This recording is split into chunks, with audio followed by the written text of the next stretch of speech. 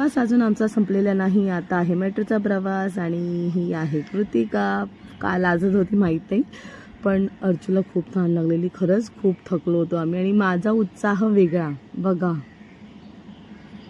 मेट्रोमध्ये बसून मी व्लॉग कसा शूट करते हे मी अर्चू आणि मनूला दाखवत होती. ते कृतिकाने व्लॉग शूट केला तो माझा. मी त्यांना कसं बोलून दाखवते किंवा मी कसं शूट करते.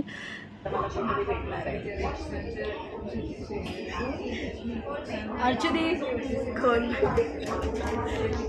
बंद बंद.